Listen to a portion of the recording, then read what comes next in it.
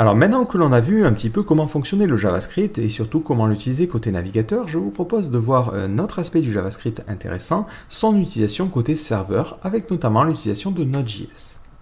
Alors Node.js, je tiens à préciser tout de suite, ce n'est pas un framework web, ce n'est pas une technologie qui va vous permettre de créer des sites web très rapidement. C'est une technologie qui va vous permettre d'exécuter du JavaScript côté serveur et d'effectuer différentes opérations. Donc ça se présente un petit peu comme un nouveau langage qui va vous permettre d'interagir avec le système, au même titre que Ruby, Python ou autre. Alors on peut se demander pourquoi Node.js est-il là? Qu'est-ce que va apporter cette technologie-là et pourquoi on aura besoin encore d'une nouvelle technologie?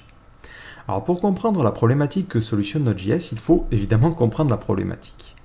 Donc lorsque l'on crée un script standard, on passe pas mal de temps finalement à attendre des réponses au niveau de la lecture et de l'écriture de fichiers.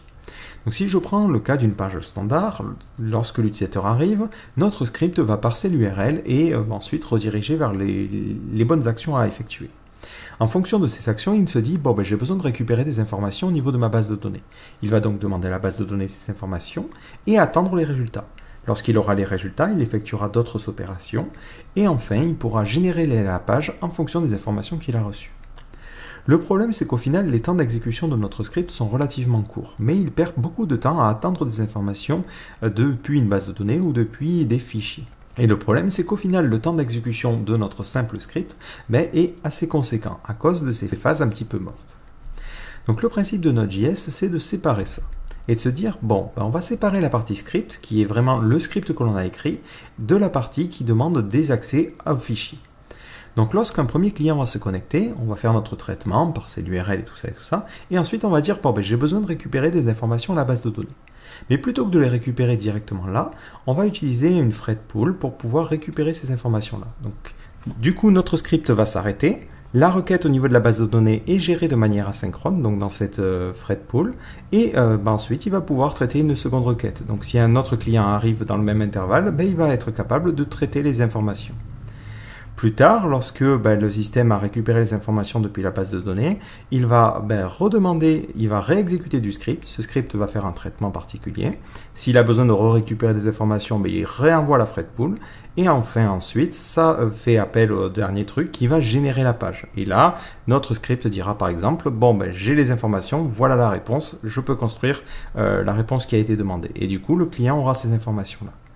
Donc l'avantage, c'est que dans un même intervalle de temps, on va pouvoir gérer beaucoup plus de concurrence par rapport à un script qui serait bloquant.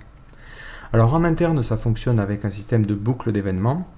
Donc pour résumer très simplement, lorsque l'on écrit notre script, il va déclencher une queue d'événements, c'est-à-dire une série d'opérations à effectuer. Lorsque le système arrive, il va prendre la première opération à effectuer. Il va l'effectuer, donc s'il peut, il le fait directement. S'il ne peut pas, ce qu'il va faire, c'est qu'il va l'envoyer au thread pool, qui va se charger, lui, de faire le traitement un petit peu plus complexe, comme par exemple accéder à un fichier, accéder à un outil réseau, accéder à un sous-processus, ou n'importe quoi d'autre qui peut se faire de manière asynchrone. Une fois que cette opération a été complétée, il va dire tu peux exécuter la suite du code et je te rajoute le code à exécuter dans la queue d'événements. Donc en interne, ça fonctionne de la manière suivante. On a d'abord l'API standard, c'est-à-dire c'est le code que l'on va écrire va communiquer avec cette API.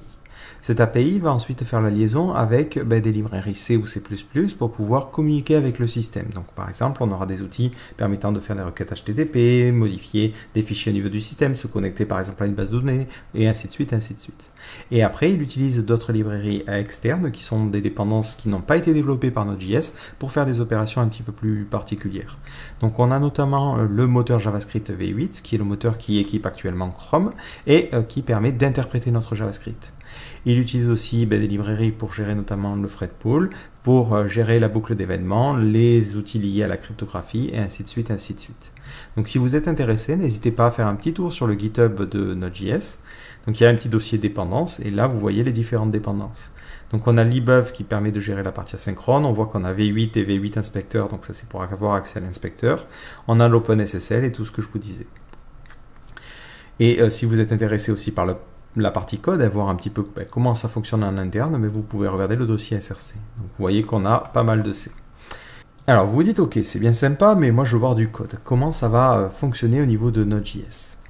Alors d'abord, on a la notion de bloquant et non bloquant, qui est quelque chose qui est un petit peu particulier. Si vous venez d'un script un petit peu plus traditionnel, c'est quelque chose qui est un petit peu nouveau. Ceci étant dit, si vous avez fait du JavaScript côté des navigateurs, c'est pas quelque chose qui va vous étonner. Avec le JavaScript côté navigateur, on est habitué à attendre des retours d'événements. Par exemple, on dit, lorsque tu cliques sur ce truc-là, plus tard, tu exécuteras cette fonction-là. Ça fonctionne un petit peu pareil avec Node.js. Alors, il est possible d'écrire du code de manière synchrone, comme c'est écrit ici. C'est-à-dire que là, on lui dit, je crée une variable contenu et je veux que tu lises le contenu de ce fichier-là. Et à la ligne suivante, je peux t'afficher le contenu. Donc ça, c'est du code synchrone, c'est-à-dire que pour exécuter la ligne 2, il est obligé d'attendre que la lecture du fichier se soit bien faite. Le problème de ce code-là, c'est qu'on n'exploite pas du tout le système de boucle d'événements et le côté asynchrone de Node.js. La manière propre, entre guillemets, de le faire sera d'utiliser ce code-là. On lui dit, je veux que tu lises le fichier monfichier.txt, et lorsque tu as lu ce fichier.txt, tu vas pouvoir exécuter ce code-là. Donc ce qui va se passer, c'est que s'il y avait du code un petit peu plus tard, il pourrait continuer à l'exécuter en attendant d'avoir les informations sur ce fichier-là. Donc si on a un disque dur très lent qui moulinerait à mort, le code non bloquant serait plus rapide parce qu'il pourrait effectuer les lectures-écritures de manière asynchrone. Donc si on lui dit de lire 12 fichiers, il va déclencher la lecture des 12 fichiers et lorsque les 12 fichiers seront disponibles, il m'affichera à chaque fois le contenu indépendamment. Avec ce système synchrone, le problème c'est que si les 12 fichiers mettent 3 plombes à réagir, il les fera un par un et donc du coup ça sera plus là. Alors comme je vous l'ai dit, c'est un langage qui est plutôt bas niveau. Donc par exemple, si on veut créer un serveur web qui va écouter une requête et faire une opération en fonction, il va falloir écrire le code entièrement. Je vous ai donné un exemple, mais on verra ça juste après avec des vraies explications. Mais là, c'est juste histoire de vous donner un petit avant-goût. Donc là, on fait appel à HTTP, qui est un module de Node.js, on en parlera un petit peu plus tard. On lui dit, je veux que tu crées un serveur et tu écoutes sur le port 80. Et lorsque le serveur est disponible, tu vas lancer cette fonction-là. Donc cette fonction prendra deux paramètres, la requête et la réponse. Donc on imagine qu'on a envie par exemple de renvoyer le contenu d'un fichier. On lui dit, tu vas lire ce fichier et quand tu auras les informations, tu vas pouvoir faire les traitements. Donc si jamais il y a une erreur, tu vas écrire une en-tête de type 500 avec le message d'erreur. Et ensuite tu vas dire, la réponse est finie. Donc tu peux la renvoyer au client. Sinon, on va lui dire, tu écris une en-tête de type 200 pour lui dire tout c'est bien effectué et tu mets fin à la réponse en renvoyant les données. Voilà, donc c'est vrai que ça peut paraître un petit peu déstabilisant, mais vous le voyez, avec Node.js, on va écrire vraiment beaucoup de code avec ce système de callback. Donc on va souvent avoir beaucoup d'imbrication au niveau de nos codes. Mais ne vous inquiétez pas, il y aura des librairies pour nous simplifier la tâche. Alors maintenant, on peut se dire quels sont les avantages et les inconvénients de Node.js. C'est toujours important de se poser la question au niveau du fonctionnement. Donc le premier inconvénient, on l'a vu. C'est que si on veut profiter vraiment des performances et des optimisations qui ont été faites au niveau de Node.js, on ne va pas pouvoir écrire notre code de manière entre guillemets logique. Là, j'ai oublié une point virgule, c'est pas bien grave. Mais si on a l'habitude de faire du code synchrone, si je veux vérifier qu'un fichier existe et s'il existe, récupérer ces informations-là, ça va prendre 3 lignes. Si je veux utiliser du code asynchrone, c'est un petit peu plus compliqué. Je dois demander des informations sur le fichier. Si je reçois ces informations, je lis le fichier et à chaque fois, j'imbrique. Donc une même opération va être un petit peu plus longue. C'est un coût évidemment pour profiter des avantages.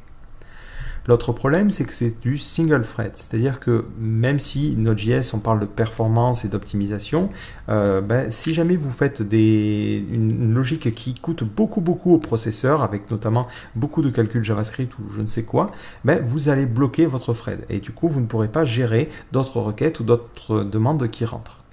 Alors ne vous inquiétez pas, ça ne veut pas dire qu'on ne peut rien faire non plus contre ce problème-là. On a la possibilité de créer des process enfants qui vont permettre de faire justement ces traitements lourds. Donc ça permet d'avoir un code et d'optimiser un code beaucoup plus simplement que de devoir gérer du multithreading assez complexe.